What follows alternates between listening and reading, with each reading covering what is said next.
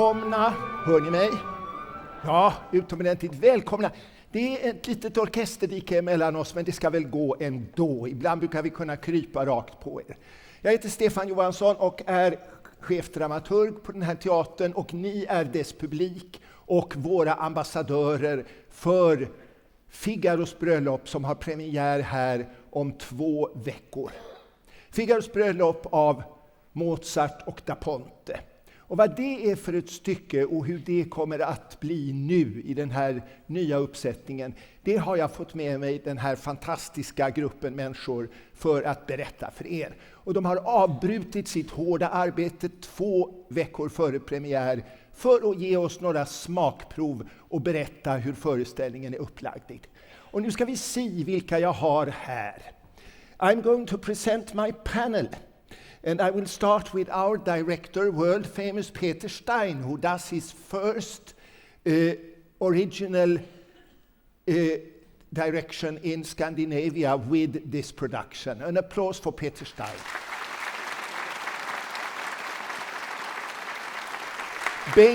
Bengt Hall, our manager, and I, we tried to get him to Stockholm to do Wagner in the early years of this century, but he refused. Very cautiously, but he said no. And then we have Kostas Smoriginas, who is our count in this piece, and we have Sångarna Rebecca Nelsen.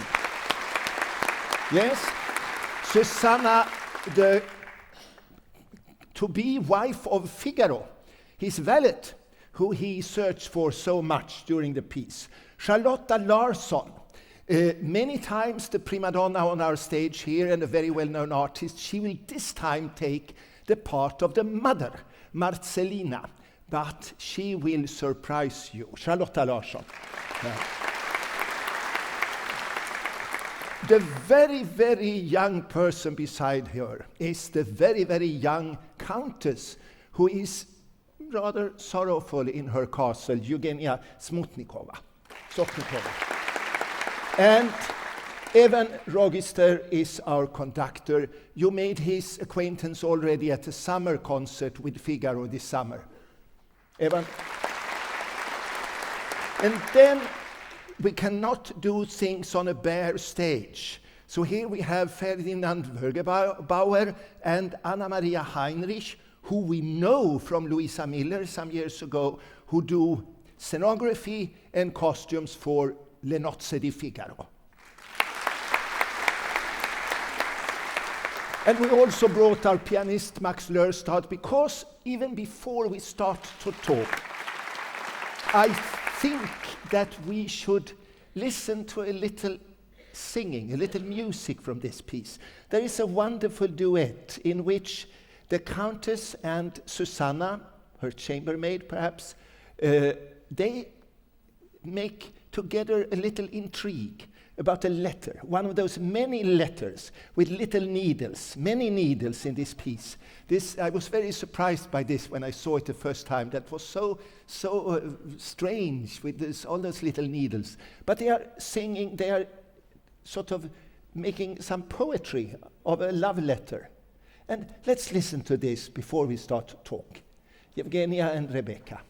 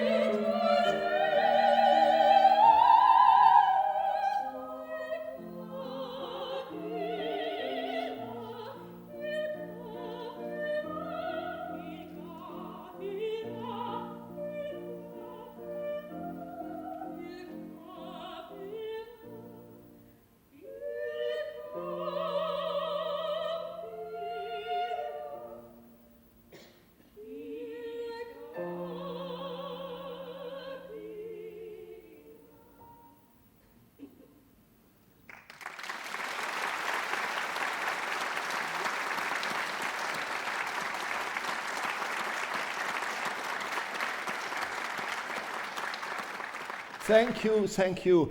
If you pass the microphone, which is there somewhere, yes, to Mr. Stein. Figaro's Hochzeit, Figaro's Le Nozze di Figaro, it's not all about needles and love letters and doors and dressing up to other people. It's something much more serious also. It's written, it had its premiere in 1786, and that is one of the most important times in world history. How do you see the piece from that?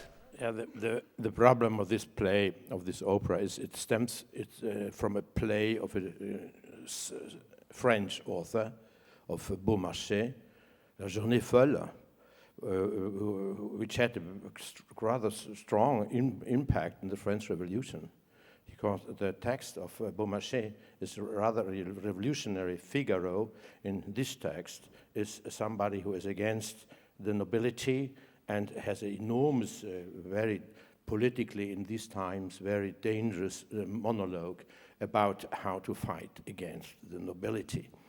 When Mozart and Da Ponte had the interest to make from this very actual play an opera, they had no chance because it was too revolutionary. So the Kaiser would not allow it. So Da Ponte, who is a very clever guy, a great politician, a great economist, and a great literarist and a poet, he made the proposition to make cuts. In the first place, he had to cut the revolutionary monologue in the last act.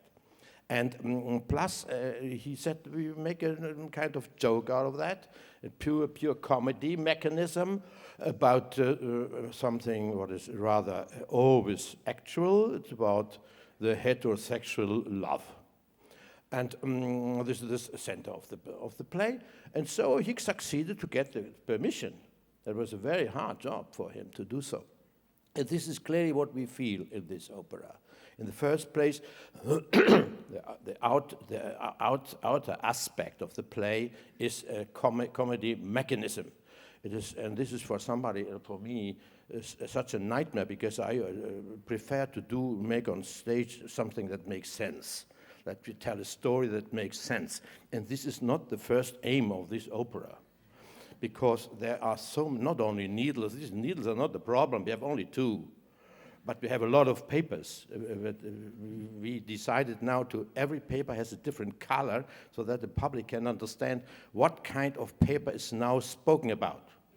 This is very complicated. And also, for somebody like me, a Prussian guy who is on the rational side of life, I try at least, all these doors clapping and all this hiding behind armchairs and all these things, it seemed not possible to make a mise en scène out of that. And especially this number, in the third act,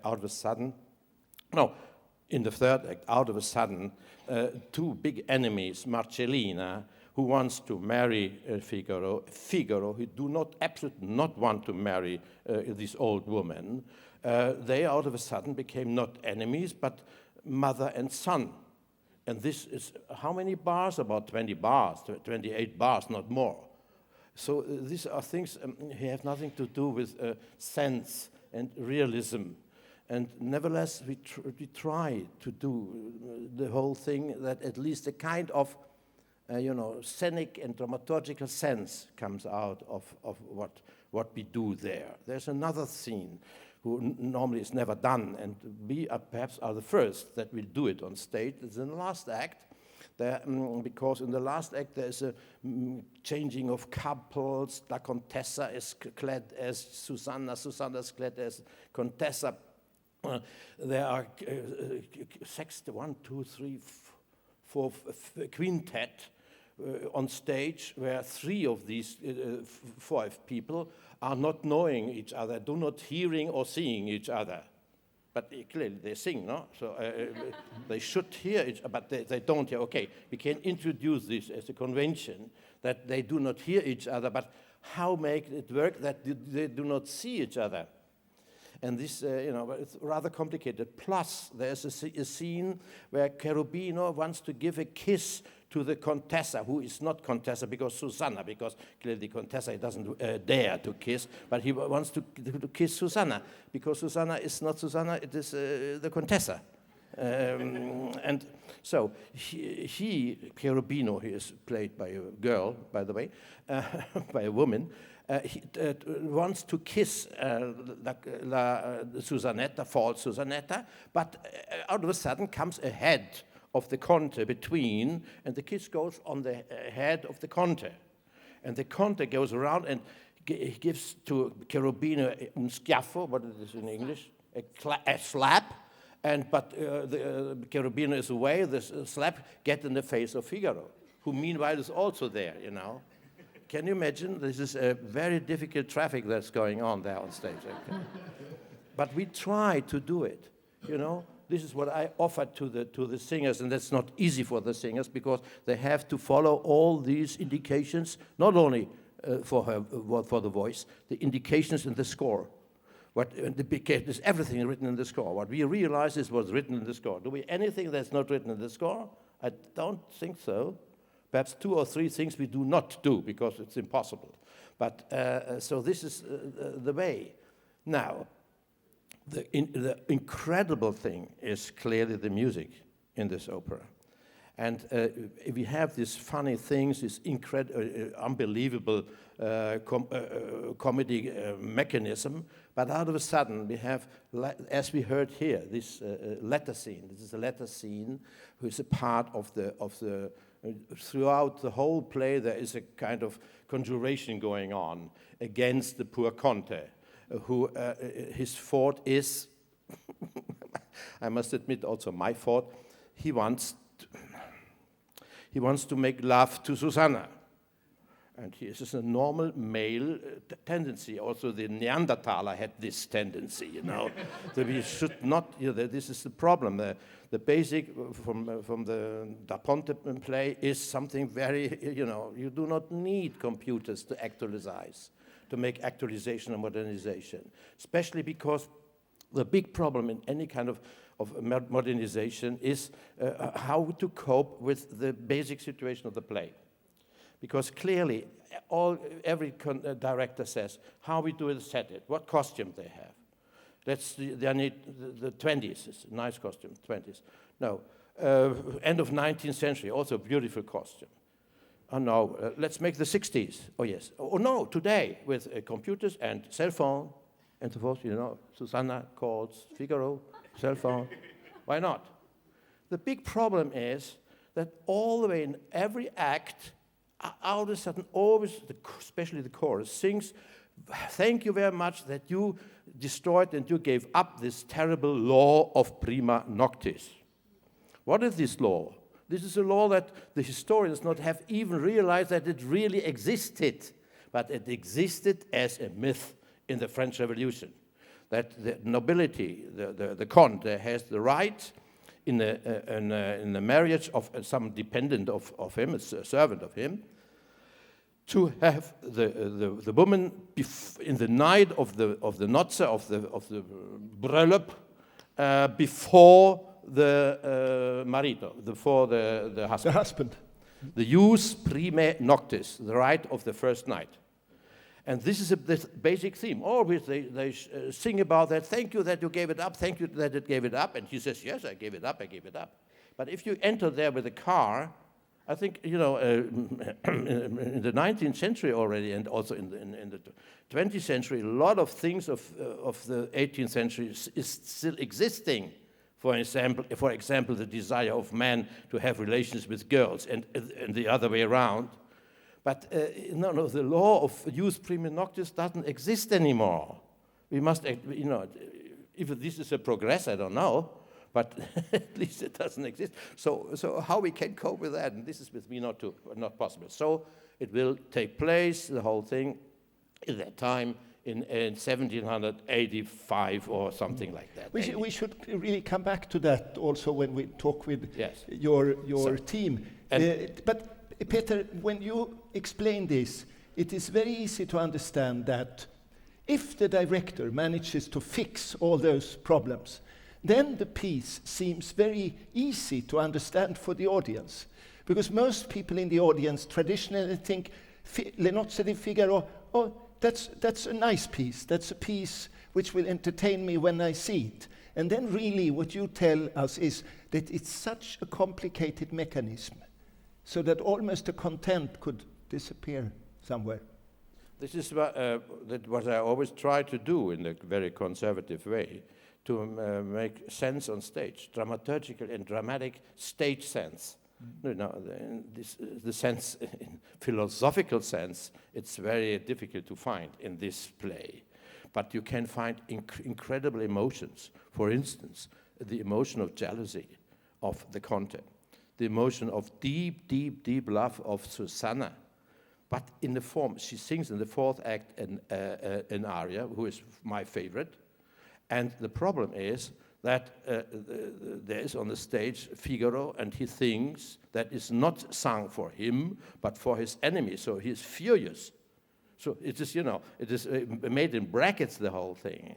This is so interesting, and we should give the audience the possibility to realize these brackets, that is relative. So what I propose in this scene, in the night scene, in the garden scene, that Susanna, clad as Contessa, sings in a position where he is hidden from Figaro, who is spying, who is looking on it. And that the Contessa, clad as Susanna, is moving herself and can be seen by Figaro. And so he has the possibility to be nervous and be sad and weep about this fact that his wife is singing a fantastic love song for what he believes for his enemy content. So these are little things to help the public to understand the incredibly refined double senses of everything what is taking place in That's this. magnificent. Did you, one last question to you before I turn to Evan about the music. Did you ever see Le nozze di Figaro that you thought was really successful, that was good? Did you ever see? Yes, you. Musically, absolutely. No, as a whole. As a whole, not. But I think the Ponel mise en scène is perhaps the most acceptable. Giorgio Strehler. Full of decoration, of unnecessary set decoration, and so forth. Strehler, perhaps. What? Strehler, perhaps. Giorgio. No. Strehler himself said this was not a good mise en scène. Okay, it's difficult even for the most expert directors. And, I do not want to make self-eloge here, but you have to judge it then, whether it works. But at least the singers who have done that, for instance, Kostas, he understood even immediately when he saw the set of the last scene, that with this set we can make sense in this area. It was the first thing. He entered in stage and said, oh yes, with this we can make sense. It's so interesting to hear. We'll get back to you. Evan, there are so many Mozart. There is an authentic Mozart, there is a romantic Mozart, there is everyone's Mozart, because everyone has a picture of this. And now you are doing, as I understand, it's also your first time with Le nozze di Figaro, yes? You have to bring it out afresh together with this performance. What is your Mozart? So I didn't come to the process with a concept, and because I find that always if you come to something with a oh, this is my Mozart, this is my style, then you come with something artificial. In fact, the beautiful thing about working in this way, for all of us, I think I speak for the whole cast, the opportunity to work with Peter in the level of detail that he goes to is extraordinary, and it has been really eye-opening for all of us, the way that before we even did music, every time, every scene, even the secco recitatives, even the recitatives, the conversations between the characters with the orchestras not playing, we read over and over for the sense of the Italian, for this, as Peter said, the subtlety of all of the layers of meaning.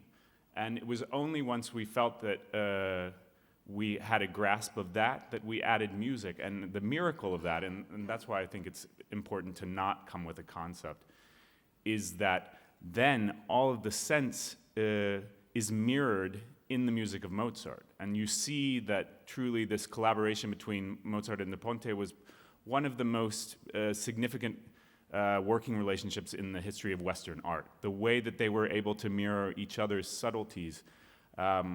Peter was talking about these mechanisms of comedy.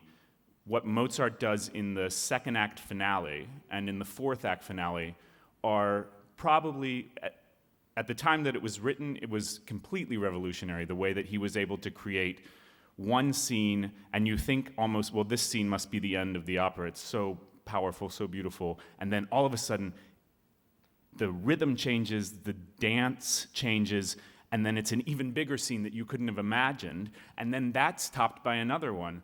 And that was very revolutionary at the time, and I would argue probably not equaled again.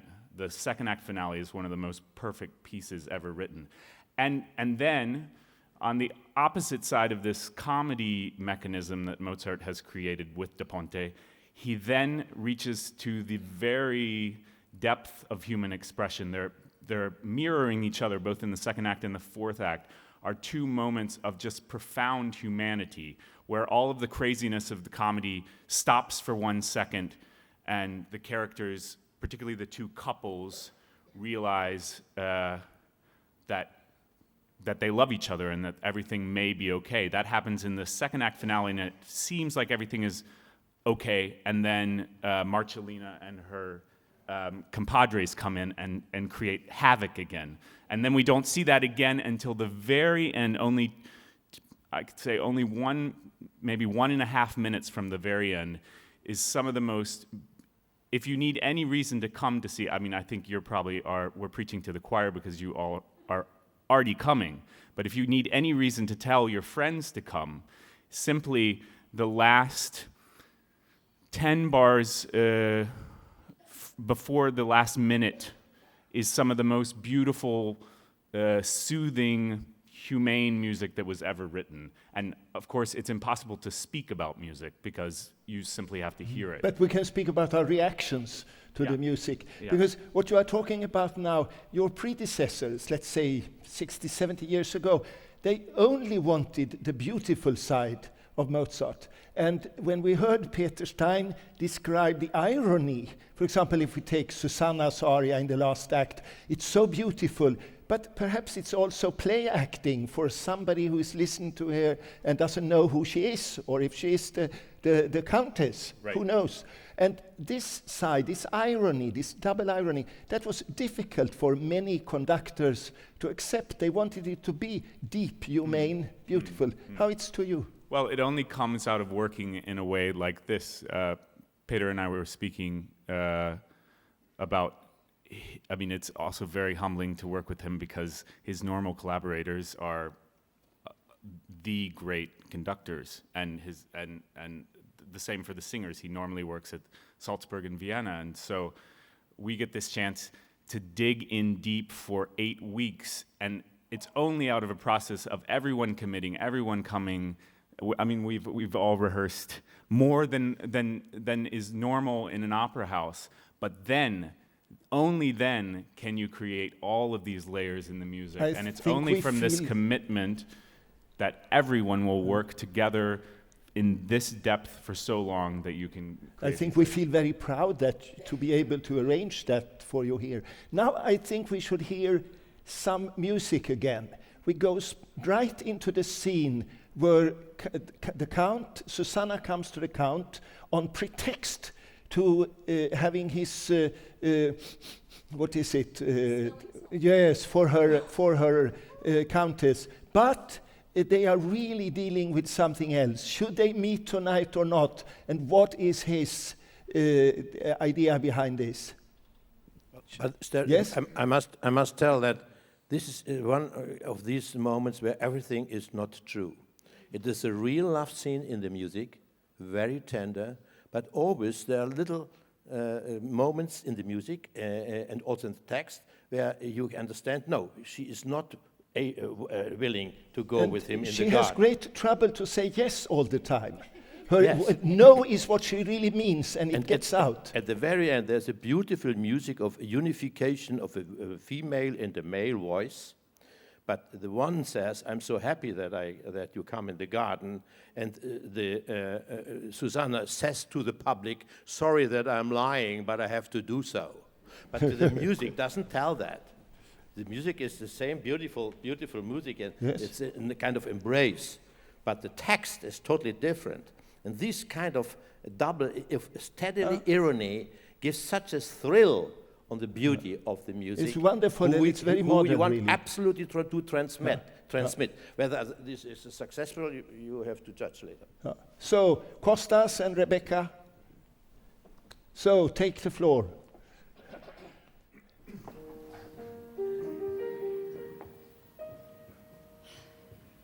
Signor, Cosa bramate? mi par che siete in collera. Volete qualche cosa? Signor, la vostra sposa è soli di vapori e vi chiedo il fraschetto di odore. Prendete.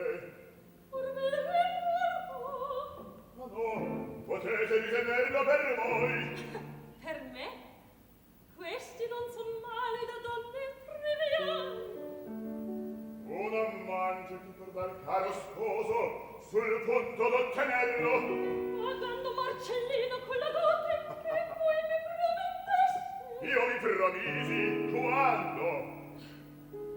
Credea d'averlo inteso. Se ho voluto veste intenderme voi stesso. Il mio parere è quelle sua eccellenza e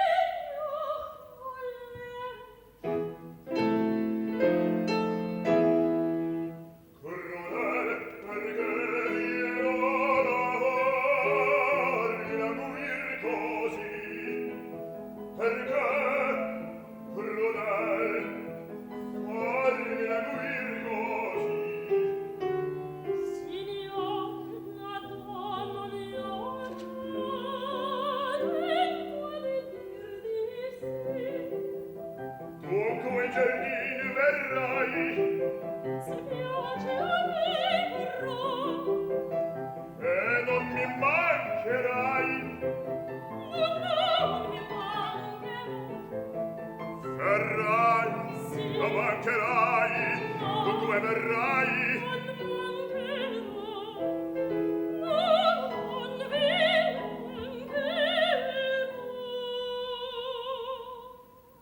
Mi secco dal contento, pieno di gioia il cuore. Mi secco dal contento, pieno di gioia il cuore.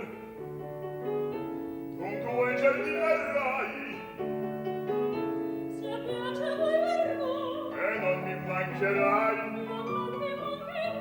Verrai, non mancherai, dunque verrai. No!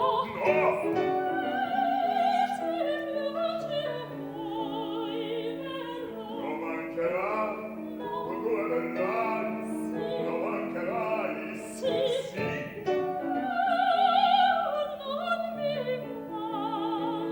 Mi sento dal contento, pieno di gioia il cuore. Mi sento dal contento, pieno di gioia il cuore.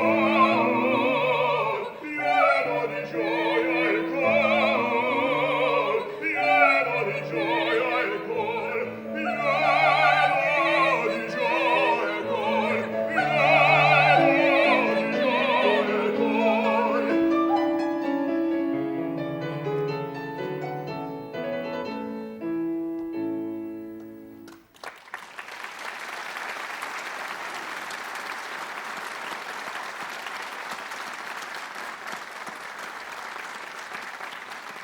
Thank you, Rebecca and Kostas. Here we also got an illustration of some of the things that Peter Stein have been talking about, for example, this jus prima noctis, which is perhaps a legend, but the count, he states very forcefully what he wants, really. But you are going to marry Figaro before the day is ended.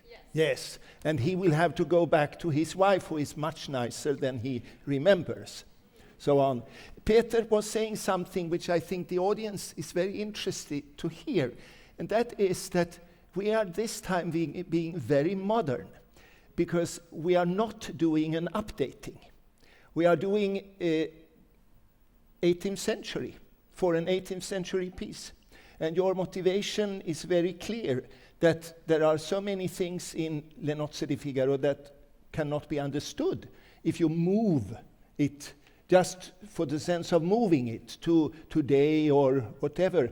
And Anna Maria and Ferdinand, you are responsible for creating with Peter Stein the ambient, the milieu, the scenography, the costumes. This is not what some people called rococo, but it is really 18th century. Tell us how you have been thinking when you choose your way of doing the costumes. First, when I work with Peter, it is in a certain way easy, because he takes a lot of care for the casting. And as you see, the choice of our singers makes my work not so difficult, because they are beautiful. So then the indication from Peter is to stay in this period, but obviously it's important to try to give to each personage, to each role, the good character. And there sometimes there need to be done a small work, what is not so easy to see immediately, but if we would not do it, it would be different. I mean, to bring the people on the right age. Because if Marcellina has to be the mother of Figaro, I mean, I need to help a little bit to make her older, and to help him to make him younger, and all these things. I like to do it not too heavy, that it's not a mask, that immediately everything is so much shown that you don't need to look anymore. Everything is done. So we do it in a way that, I don't know, with details that between the piece, the relation between the people work out. No. But that's also interesting, because when I've been looking at the rehearsals in this week, and what you put on stage is also not so much the Rococo time as the time just around the French Revolution, where people looked in many different ways. This was a period, if you look to the fashion in this period, very changing, obviously, because there was a political changing going on, very strong one, and you see it in the fashion. So there is going a lot of things on, and obviously, like in our life, there is not only everybody is dressing in the fashion of the year exactly. Who is a little bit older dress something from 10 years ago. My shoes are 30 years old. Yes. They still work. And this is perhaps a good way to make it a little bit really, because I think with Peter, when you work with Peter, usually the actors or the singers, they get the center of the thing what they have to do. And if you are wrong with the costume, you feel it. Because there is something what get the center, and when your work is not well done, you feel it very much. If somebody makes a mise en scène where the things are not so clear, you don't care about, but there it's here it is very clear, I assure you. And I think for me, I would also like, but obviously this is always the collaboration between the team, I always like that the singers, and I think it's for them like that they feel really comfortable, that they have the idea, this belongs to them. Obviously, with these dresses, they cannot get on the bar outside, have a coffee, and nobody see that they are in costume. But they have to feel like it would be from their own garderobe. Thank you very much. Ferdinand, Ingmar Bergman. I would like to add a little thing, please. Oh, yes. For instance, Anne-Marie made the costume for the Contessa in the third act. It's a rather little pompous, noble woman. And Susanna, who is a servant with a little kufia and so forth. In the fourth act, they changed the costume. Normally, I don't know why, the set designers and costume designers make very strange things. Enormous hats and covering the face and all that. With us, it is like this. Because we have the chance that both of the singers are young, both of the singers have the same height. So if in the fourth act they come in on stage in different costumes, you do not know anymore who is whom. So we make also the audience not to understand who is whom. And this is the effect who Mr. Ponte had in mind. And so simply we do it, nothing else, as is written there. And this is the merit of the guys who do the costumes and the set. Ferdinand, Ingmar Bergman, he worked very much here in his youth. And he called this stage, the big one, the Big Boo, because he thought that many scenographers, directors, and so they got afraid when they saw it. It was at that time the biggest one in Scandinavia. Did it make you afraid? No. No? No, we had already much bigger stages. Yeah, I know.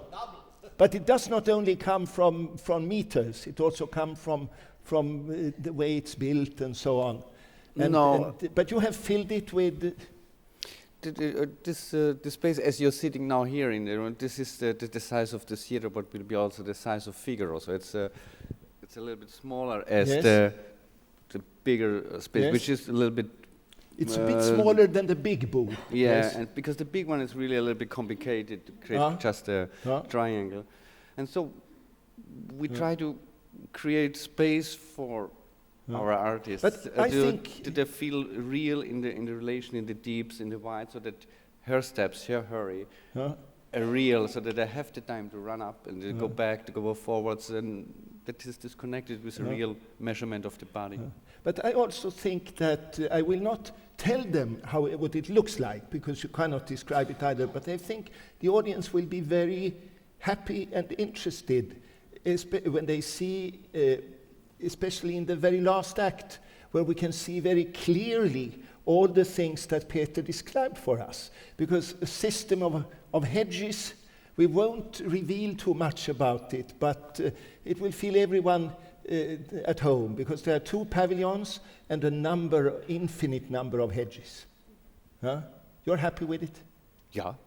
We have still to finish all that. Now the set is a background for the singers, and to give them the space, and we try to indicate with the set a little bit of the period of this time, but do not be too present. So we try a solution of the language that it's light, because the set should support the voices, the acting. Yes, and support the voices out with into the the wood room. behind. So yes.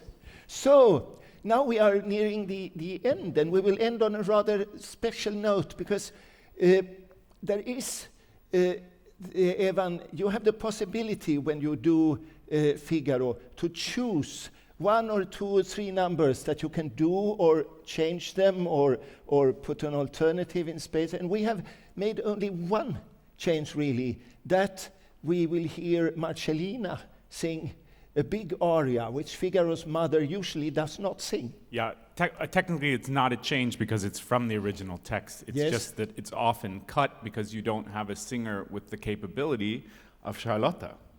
And because it is truly a virtuosic piece, and she brings such amazing energy to it that it made obviously sense that we do it. Also, it brings depth and weight to the role. If simply she's present in the ensembles and the recitative.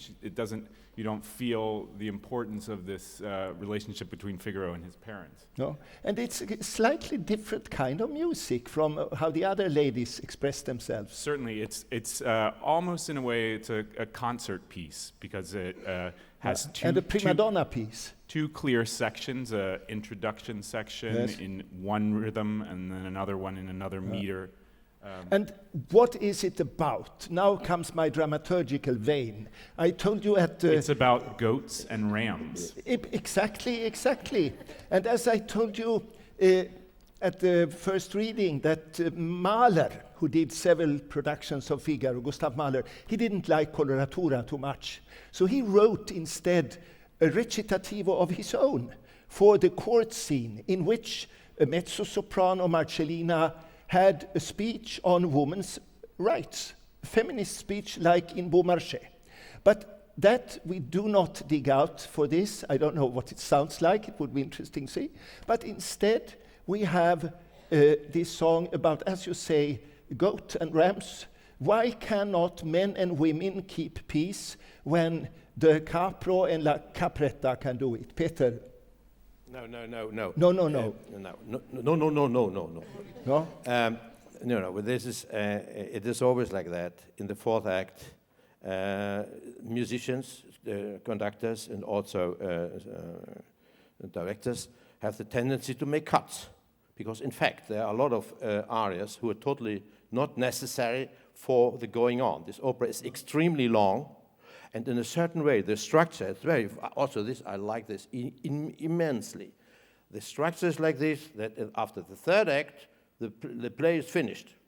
The last act is a quid pro quo that is added to make jokes and fun more, and go then at the end on the most deep feeling of the whole opera, the biggest emotion. Because after the third act, Figaro and Susanna are married, basta. So, and also the Jus Primi Noctis is not anymore working because the Conte has destroyed that, he has cut this law. Therefore, he's enlightened. But he's still working on it. Enlightened man, he's a modern man who said, no, in my country there will not be these ridiculous things. But still he has he wants to fructify in another way. So, therefore, also we had reflections about cutting, okay? With Evan.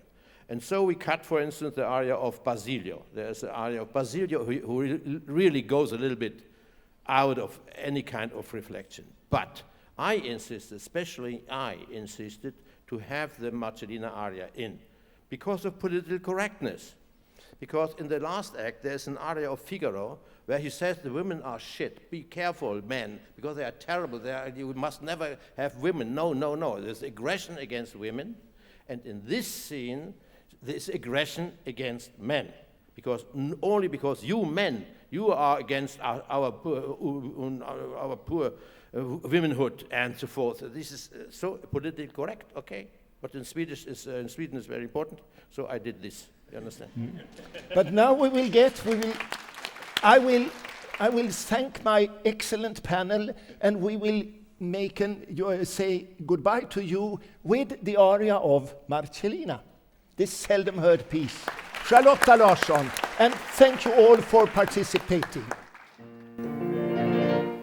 Presto avvertiam Susanna, io la credo innocente, quella faccia, quell'aria di modestia, e caso ancora che ella non fosse. Ah, quando il cor non charma, personale interesse, ogni donna è portata difesa del suo povero sesso, a cui si vuole